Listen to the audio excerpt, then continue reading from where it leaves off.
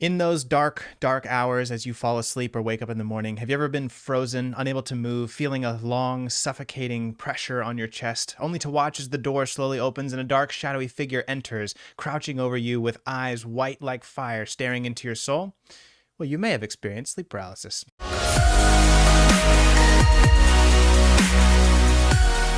My name is Jesse Lyon. I'm a licensed mental health counselor, certified clinical hypnotherapist, and the internet's resident dream interpreter. And I'm here to talk to you today about lucid dreaming, astral travel, and sleep paralysis, because sleep paralysis is one of those apparently widely misunderstood and heavily mythologized topics on the internet. I have come across so many TikTok videos, YouTube videos talking about sleep paralysis and how it's like a gateway to alternate dimensions and astral travel. And you know what? I'm here to set the record straight. What is sleep paralysis? Why does it happen? What can you do about it? So let's just jump into it. Now, listen, I'm a scientist, right? I am in the healthcare profession. I'm in the healthcare field. That's what I do. So really research driven by heart. And when we're looking at these kind of things, when we're looking at symptoms, when we're looking at diagnoses or, parasomnias, which sleep paralysis is what we call a parasomnia. It's a sleep disorder.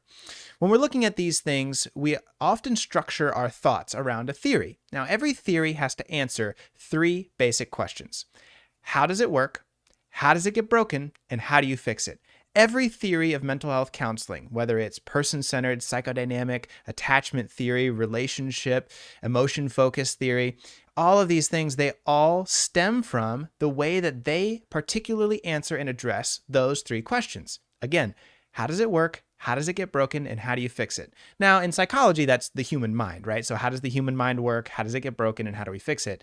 But we can apply that same kind of principle and logic to most anything, because it's really a scientific type of method. And that's what we're here to talk about. So let's talk about sleep. How does sleep paralysis start? Well, let's start with how does it work? When you go to sleep, there's two parts of your body. There's the brain and there's the body. Simple enough, right?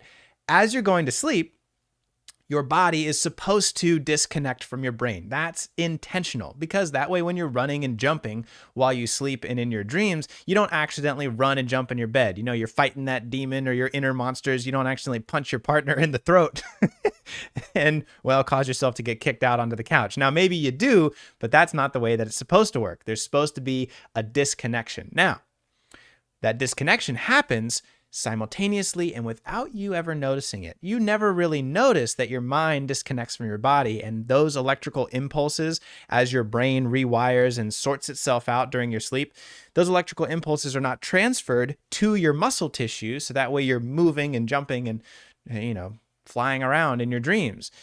That's very intentional, right? Now, usually you don't notice it, but sometimes that can get disrupted. So as you close your eyes and you drift off to sleep, your mind is slowly separating from your body. But if you are very tired, if you are highly anxious, if you've got trauma and you're not, really calm and that fight or flight response is still very active inside your body, you're a very tense person because of that trauma, or because of medication or poor diet or poor exercise and physical health. Any of these things can cause kind of a disruption in the natural disconnect between your brain and your body when you go to sleep. And that can cause you to, one of two things. Either your brain does not fully disconnect from your body and we get sleepwalking, sleep talking, different things like that, or the opposite. Your brain disconnects from your body too early. So your brain will actually disconnect from your body while your eyes are still open. And that's where we get the magic called sleep paralysis. So there you are lying in bed. It's time to go to sleep and you're not totally asleep, but you're not totally awake either. But your brain has already disconnected from your body completely. Your eyes are still open, but you are frozen because your mind, your brain is sending signals to your muscles. Move, breathe, talk, jump, yell for help, but nothing's getting through. And it's absolutely horrifying. Now, here's one of the other symptoms that comes along with sleep paralysis. It's that feeling of suffocation. Now, that feeling of suffocation happens not because you're actually suffocating, but if you've ever watched someone who's sleeping and how they breathe, it's very deep and it's very heavy. If you were consciously aware of that sensation and how it feels to breathe while you're asleep, it would kind of feel like suffocation just because you're not aware of it.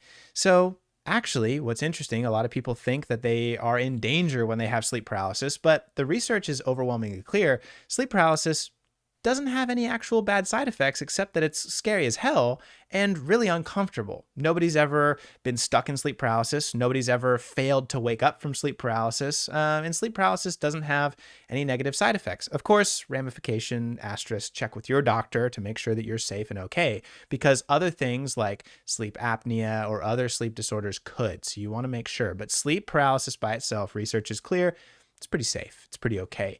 Everybody wakes up. Now, even someone asked me this online, actually in the Discord server. Link is down there. And while you're down there, hit subscribe, by the way, so you get more content and understand what your brain's trying to do while you sleep. Someone asked me this great question. They said, but what if I'm face down in my pillow while I'm paralyzed in sleep? What would happen? Wouldn't I suffocate to death? Actually, no. And what's interesting is the brain knows how to take care of itself. So if you were actually suffocating, if you were actually in a dangerous situation, the fight or flight response would kick in, you would wake up, your mind would reconnect with your body, and you would save yourself before you actually suffocated. You will feel like you're suffocating, but if you are actually dying, your brain would connect. It's the same thing that, like, if you fall out of bed, right? Or if someone breaks into your house or something, like something that's actually threatening and your body is able to perceive it, you'll wake yourself up. Fight or flight response kicks in, you jump into action. It's a self-preservation thing, just like any kind of living creature would do. So again, it's not dangerous at all. So that's how sleep's supposed to work. That's how it gets broken. But how do we fix it, right? So if these are sleep paralysis, if this is a parasomnia, not a way that the brain is supposed to work, what do we do to get it better? Well, you're not going to like me for it, because the answer is pretty boring, pretty simple, pretty stupid. Fix your diet. Fix your stress, fix your mental health, address your trauma while you're awake so your mind is not overloaded while you sleep. Check with your doctor about your medications to see if there's any negative side effects, right? And stop doing drugs before you go to sleep.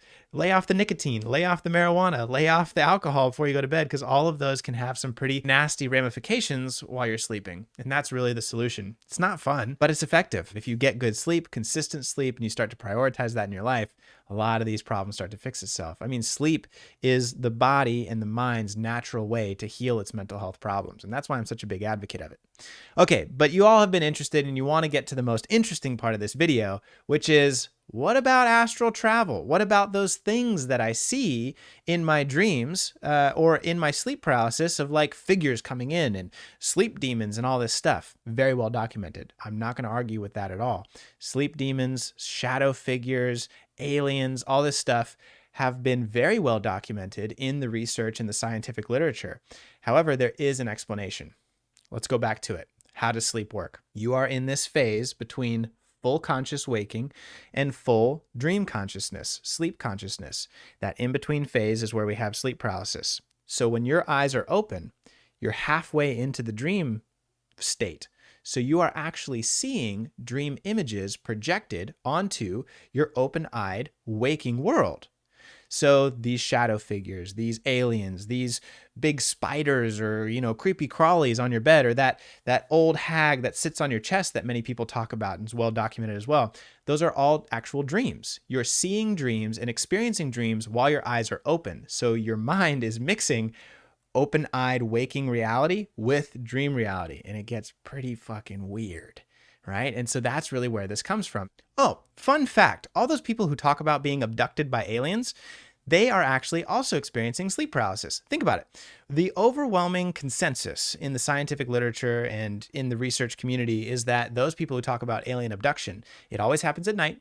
They're always paralyzed by some kind of tranquilizer or injection that the aliens give them, and they always are these very slender, dark, shadowy figures leaning over them, probing them, and they talk about a feeling of suffocation. All the classic hallmarks of sleep paralysis. So people who think that they've been abducted by aliens at night, well, we don't really tell them. I mean, we do tell them. I'm being silly. We don't really tell them, but we all know that they're having sleep paralysis. Now, I don't know. Maybe there's aliens out there. The universe is huge. Most likely, I bet there are. But these ideas of alien abductions, they all follow a very similar pattern, and they all follow the pattern of sleep paralysis. So it makes me think, alien abduction, probably an episode of sleep paralysis. What do you think? Let me know. So it's not spiritual. It's not an entity. It's just your mind, because it's highly stressed, because it's not very well taken care of, and it's trying to figure itself out.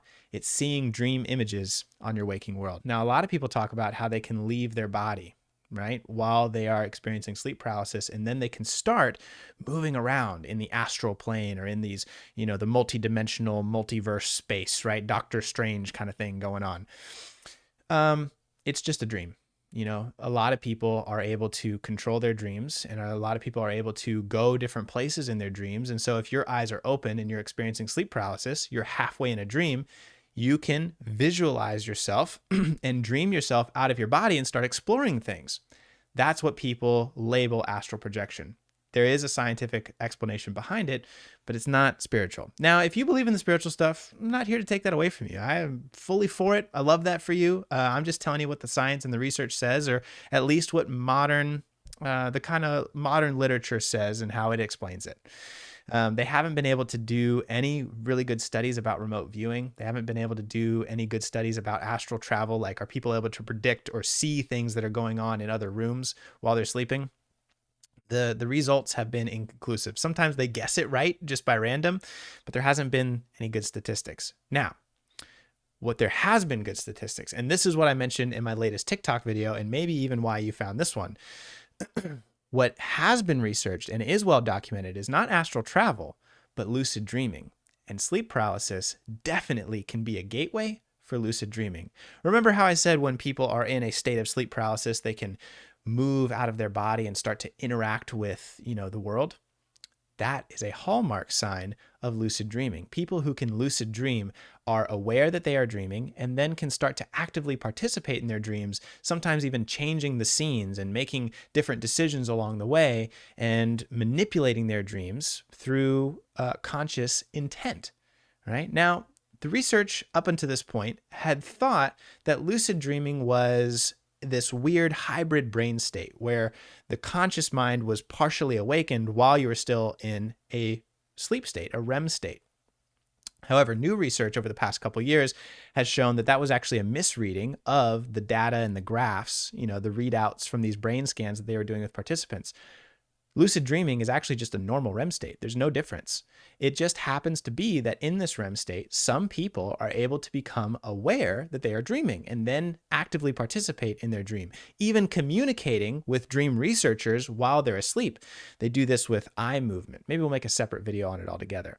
But when people talk about astral travel and, remote viewing and doing things and talking with spirits, they're actually just lucid dreaming, but they don't know what to call it. So now you know. Now you can be informed, and now you can learn how to do it. Anyone can lucid dream if you want to. I'll make a separate video on it and we'll talk about it more. So make sure to subscribe to the channel, like the video, share it with a friend, and we'll talk about it more. Thanks for being here. I'll catch you in the next one. Bye.